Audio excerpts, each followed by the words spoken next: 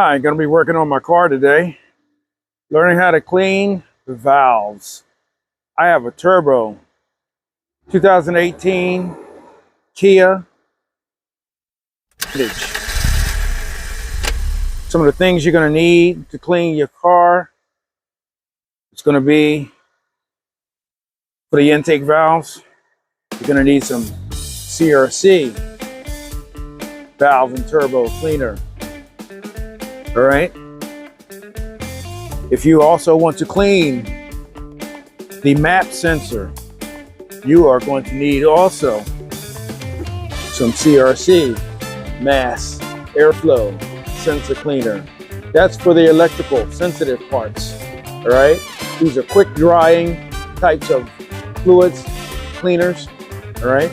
They're going to be used to clean those things that help tune the performance of your vehicle. All right, so keep that in mind. If you are planning on cleaning, doing a thorough job, you want to pour something in the tank, you also want to clean the intake valves and the map sensor. First thing I want to point out is that you want to get the car warmed up. So it should run for about 10 minutes and until the engine idle drops and the vehicle warmth, you can feel the engine warmth without burning yourself. Feel that engine's been warmed up. That's a good idea to check it. Take it for a spin, maybe a few blocks. Get it nice and warm, all right? Because you're going to need that warmth for the chemical to actually work on the valves. Secondly, you're going to have to locate where your map sensor is if you're planning on cleaning that. Your map sensor connects directly to the manifold, all right? So it has two screws. One in 2018, all right, one in the front, one in the back. All right, you're going to be unscrewing those, pressing the lever on the sensor and pulling that out to bring that map sensor out. You want to clean that electrical part, just a few spritz. You don't want to soak that, and you want to let that air dry. You can use that air dry time that is used for the intake valves, because this car has to sit for an hour. After you spray the intake valves, it has to sit for an hour, and then you're going to drive it for 10 minutes. There's going to be smoke coming out the exhaust, but that's fine. You're just burning off the cleaner, all right? But you're going to let that car sit for an hour. So the first thing we want to do is take the manifold cover off. It just pops right up. You see that it has some suction cups there that align with the engine, all right? So they just pop right back on. They pop right back onto these plates, these points here, all right? So you can take that opportunity to clean that off if you want to as well. This little foam on the back of it is to help silence the engine. GDI engines are quite noisy, can be quite noisy, all right? So after that engine's warmed up, you can take that off.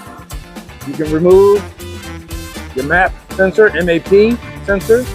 That's your manifold air pressure, all right? That helps control the mixture of air to gas going into that turbo engine, all right? Some engines that are fuel injected have a mass sensor. That's a mass airflow sensor, and those sensors are located on the airflow input. This car has a MAP, M-A-P, all right? So we're going to be accessing that airflow going into the turbine, the crankcase, all right, from the back, all right? So we want to make sure that we get that air flowing into the right place. After the car has been warmed up enough, you want to turn it off and want to get to work. Locate your airflow body case. This is where it's located. You want to pull this back and pull out the air filter. If it's dirty, you want to exchange it, get it clean. All right. If it's reasonably clean, you can see light through it when you hold it up to the sky. You know you can put that right back in. Every time you change the oil, you should be changing you should be doing this cleaning. GDI engines are very dirty, and they can affect your performance as well as the ability to accelerate. And you're going to see that check engine light come on frequently. You should be using probably gasoline that has detergents in it. They help clean the intake valves from within, where the spark plugs are inside the engine. And this treatment is for the upper portion of the intake valves, because the gasoline is not being injected from behind the intake valves. It's being directly injected into the chamber. With the engine off, I disconnect the hose that leads to the oil pressure area where the map sensor is. The map sensor goes right into this crank area. This is a vacuum hose. It will suck air directly into here, and that's where, if you're spraying cleaner into your airflow, it can be drawn right into the engine underneath, coming through here and then down through the hose, and can affect that map sensor. You don't want the cleaner to affect that map sensor. So disconnecting the pressure hose here allows me to avoid that problem. You want to connect that hose after we've done the cleaning, then remove our map and clean it while the intake valves are soaking for an hour. All right.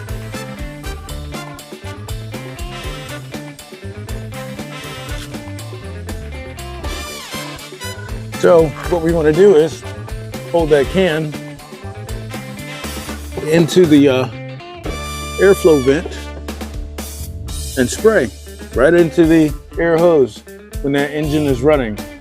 Empty that can as much as you can. You want to idle, bring that idle up to about no higher than 3,500 RPMs. All right, so somewhere between 2.5 to 3 will be good. All right, so if you can get the engine started, maybe put a stick on the gas pedal, or have it's a two-man job. You can have another person actually sit behind the wheel and keep that gas foot pedal pressed. All right. Otherwise, the engine will stall.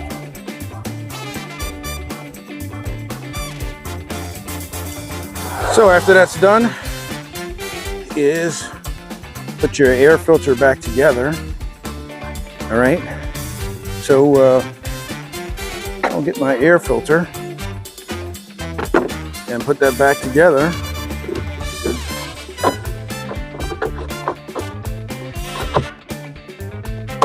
Close that up. Reconnect my vacuum hose.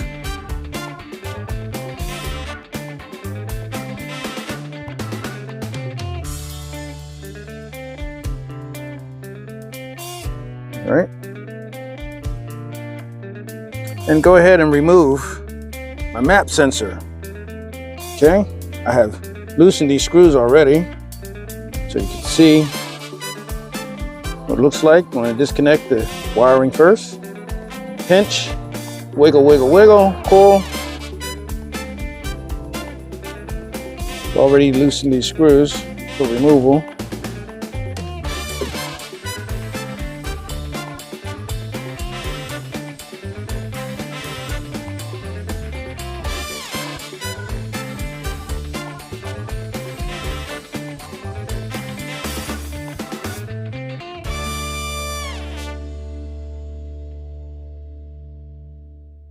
Don't want to drop the screws into the engine, so 2 hands is better than 1, but in this case, holding the camera, so trying to be careful. All right, then you want to wiggle, wiggle, wiggle, turn, pop that out, move it around a little bit to get it from underneath, and there you have your map sensor. I'm going to spray a little bit in the center hole preferably with it upside down so that nothing goes in and affects the wiring. All right, it only takes a few spritzes to clean it off, and I wouldn't suggest holding it this way when you clean it, but to hold it this way, spraying up into it, letting it air dry. And we have to wait an hour for the manifold intake valves to finish cleaning their process. And we'll go ahead and drive the car around for an hour at some high RPMs on the highway, preferably for about 10 minutes. All right, so we'll see how that goes. At this point, my check engine light is not on, so I do not have a problem with this vehicle. Just wanted to do a routine maintenance. So now I'll take my mass airflow CRC can and I'll do a few spritzes on this puppy upside down and let it air dry. All right.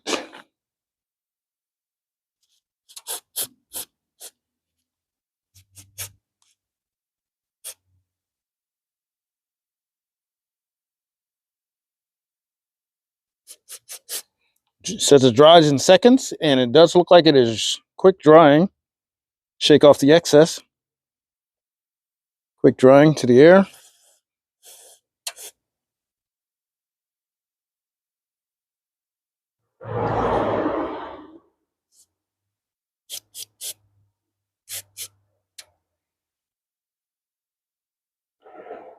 And I'll let that dry. Same way it's facing in a vertical position. Right?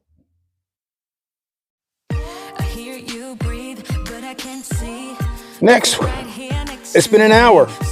So you'd want to start it up.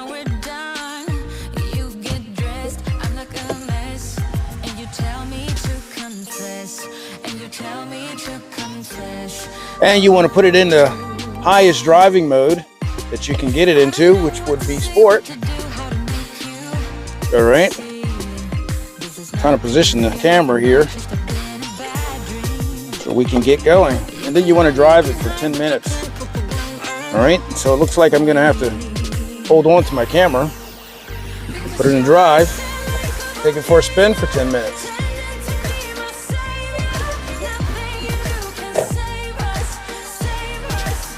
That means highway driving. Putting it in sport mode means the transmission is going to be a lot more active in changing gears. So the car will shift quite frequently, and we'll be able to take this car for a lengthy drive and burn out all the excess fuel out of the catalytic converter, as well as any carbon that might have kicked into the chambers, and the car should be a much more improved response.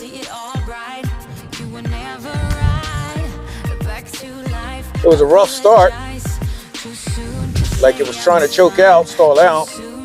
That's probably due to the excess fluid that was still in it, but that should go away after we've burned it out. 10 minutes. So it's 5:49, and I hope to drive for 10 minutes and let you know what the results are. Well, we finished driving for 10 minutes. Wheel testers started up, filling up with gas.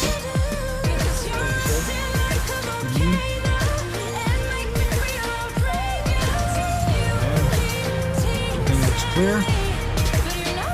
No check engine lights on. Car started up. No hesitation, no stalling. We are good to go. Make sure you continue to drive that car for the next few hundred miles. Just drive it really hard. Drive it